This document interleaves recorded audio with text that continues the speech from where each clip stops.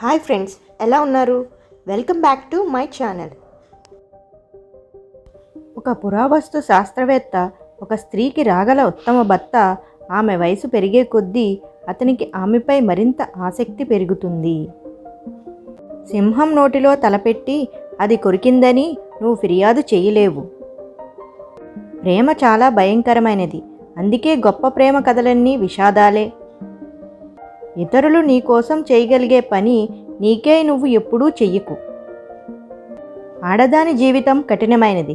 తను అందంగా ఉంటే స్త్రీలు తనతో మంచిగా ఉండరు, లేకుంటే పురుషులు తనతో మంచిగా ఉండరు.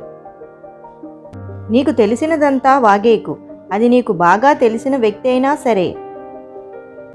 యువకులు వృద్ధులను మూర్ఖులు అనుకుంటారు, కానీ వృద్ధులకు తెలుసు యువకులే మూర్ఖులని.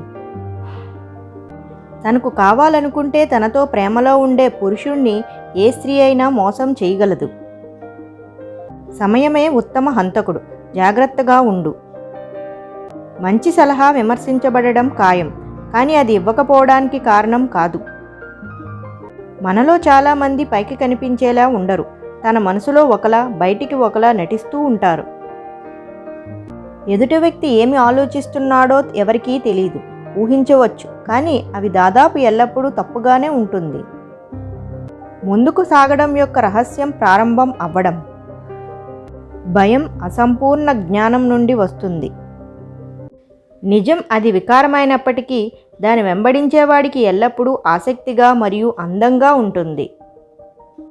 చెడు మానవతాతీతం కాదు, అది మానవుని కంటే తక్కువ. అసాధ్యమైనవి జరుగుండేవి కావు, కాబట్టి అసాధ్యంలో కనిపించినప్పటికీ అన్నీ సాధ్యమే. ప్రవృత్తి ఒక అద్భుతమైన విషయం, అది వివరించబడదు, విస్మరించబడదు. మొండి మనుషులతో వాదించకు, నీ పని నువ్వు చేసుకుంటూ పో. ప్రజలు నీకు నిజం చెప్పడం లేదని నువ్వు కనుగొన్నప్పుడు జాగ్రత్తగా ఉండు. వెంటనే వివరణ ఇవ్వడానికి తొందరపడకు, అది నీ బలహీనతకు సంకేతం. భరించడం నేర్చుకుంటే బతకడం సులభం. మనసును ప్రశాంతంగా ఉంచుకోవడం తెలిస్తే మనశ్శాంతి వస్తుంది. పుట్టుకతో ఎవరూ తెలివైన వారు కాదు, ఎందుకంటే జ్ఞానం అనేది వారి సొంత ప్రయత్నాల నుండి వస్తుంది. దారి చూపేందుకు ఎవరూ లేనప్పుడు మీ అనుభవమే మీకు మార్గదర్శి. మనం అన్నిటినీ వదిలేసినా వాటి జ్ఞాపకాలను మాత్రం వదిలేయలేము. మనది కాని దానిపై ఆశ పెంచుకోవడం మూర్ఖత్వమే అవుతుంది. తెలివైనవాడు ఒంటరిగా ఉంటాడు, బలహీనుడు గుంపులో ఉంటాడు. తొందరపాటు నిర్ణయాలు తీసుకోకు, జీవితాంతం ఏడవాల్సి వస్తుంది. కొడితే బలం పైన కొట్టండి, వీరులుగా మిగులుతారు. బలహీనతపై కొట్టకండి, పిరికివారిగా మారతారు. బయట వాళ్ళకి ఇచ్చే సమయం విలువ మన వాళ్ళకి ఇస్తే మన వాళ్ళు బయట వాళ్ళు కాకుండా ఉంటారు. కొన్నిసార్లు నీ ప్రమేయం లేకుండానే నీ మీద నిందలు వస్తాయి. నువ్వు ప్రతీకారం తీర్చుకోవాలి అనుకోకు, ఎందుకంటే ఆ సమయంలో భగవంతుడు సహనం గమనిస్తున్నాడని తెలుసుకో. కోపం తెరలాంటిది, తీస్తే పోతుంది. బాధ గాయం లాంటిది, మానిపోయినా అలానే ఉంటుంది.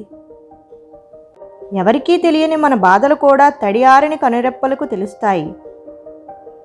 ఒక్కసారి నిర్ణయం తీసుకున్నాక మళ్ళీ వెనక్కి తిరిగి చూడకు, ఎందుకంటే ప్రతిసారి గతం గురించి ఆలోచించే వాళ్ళు జీవితంలో ముందడుగు వేయలేరు. నీ సమయాన్ని నీ కోసం ఉపయోగించు, ఎదుటి వ్యక్తి గురించి ఆలోచిస్తూ వృధా చేసుకోకు. గెలిచినప్పుడు పొగడడానికి 100 మంది ఉన్నా లేకపోయినా ఓడినప్పుడు ఓదార్చుకోవడానికి ఒక్కరైనా ఉండాలి. అడవికి పోయిన రాముడు రాజే, జోదం ఓడిన యధస్థుడు రాజే. వ్యక్తిత్వం ఉన్నవాడికి గెలుపుతో సంబంధం లేదు, రాజ్యంతో పని లేదు. ఉన్నంతకాలం ఒంటరిగా ఉన్నా రాజే. బాధల్లో ఉన్నప్పుడు బంధాలు భరోసాగా ఉండాలి, కానీ బంధాలే బాధలుగా మారితే బతుకు బలహీనత పడుతుంది. మనిషి ఎలా ఉన్నాడో చూడకు, మనసు ఎలాంటిదో చూడు. అందం పోతుంది, ఆస్తులు కరిగిపోతాయి, కానీ మంచి మనసు ఎప్పటికీ నీకు తోడుగానే ఉంటుంది. డబ్బు లేనప్పుడు పిసినారిలాగానే ఉండాలి, ఎందుకంటే అప్పుల్లో పడితే ఎవరూ సహాయం చెయ్యరు. ఎవరో నిన్ను బాధ పెట్టారని వాళ్ళు తిరిగి బాధపడాలని ఎప్పుడూ కోరుకోకు. తెలియక బాధపడితే క్షమించు, తెలిసి బాధపెడితే తీర్పు కాలానికి అప్పగించు. నువ్వు మాత్రం ప్రశాంతంగా జీవించు. అదృష్టంతో వచ్చింది అహంకారాన్ని కలిగిస్తుంది. తెలివితో సంపాదించినది సంతోషాన్ని ఇస్తుంది. కష్టపడి సంపాదించింది సంతృప్తినిస్తుంది. చేసిన మేలు మర్చిపోవడం, అవసరం తీరాక మర్చిపోవడం మనుషులకు వెన్నతో పెట్టిన విద్య. నేటి లోకం తీరు కింద పడితే పట్టించుకోరు, పైకి ఎదిగితే జీర్ణించుకోలేరు. ఏ మనిషికైనా మనం విలువ ఇవ్వగలం, కానీ విలువ తేలేము. అది ఎవరికీ వారే సంపాదించుకోవాలి. ప్రతి బాధ ఒక కొత్త పాఠాన్ని నేర్పుతుంది. ప్రతి పాఠం ఒక వ్యక్తిని మారుస్తుంది. భుజాల మీద ఉన్న బరువును బలం ఉన్నోడు ఎవడైనా మోస్తాడు, కానీ మనసులో ఉన్న బాధని బంధాలు విలువ తెలిసినోడు ఒక్కడే మోయగలడు. ఆ బంధం ప్రేమైనా, స్నేహమైనా, మరే బంధమైనా. 25 ఏళ్ల వయసులో ఉండే అందం, ఓపిక 60 ఏళ్లకు ఉండవు. 60 ఏళ్ల వయసులో ఉండే అవగాహన, ఆలోచన 25 ఏళ్లకు ఉండవు. తక్కువ చేసి చూసే చోట ఎక్కువసేపు ఉండకు. అవకాశం పొందడం నీ గొప్పతనం కాదు, పొందిన అవకాశాన్ని సద్వినియోగం చేసుకోవడం నీ గొప్పతనం. Thank you for watching. First time కనుక నా ఛానల్ చూస్తున్నట్టయితే వెంటనే సబ్స్క్రైబ్ చేసుకోండి. పక్కనే ఉన్న బెల్ ఐకాన్ని క్లిక్ చేసి పెట్టుకోండి, ఎందుకంటే నేను పెట్టే ప్రతి వీడియోని మిస్ కాకుండా చూడొచ్చు. ఈ వీడియో కనుక నచ్చినట్లయితే లైక్ చేయండి, షేర్ చేయండి అండ్ కమెంట్ చేయండి.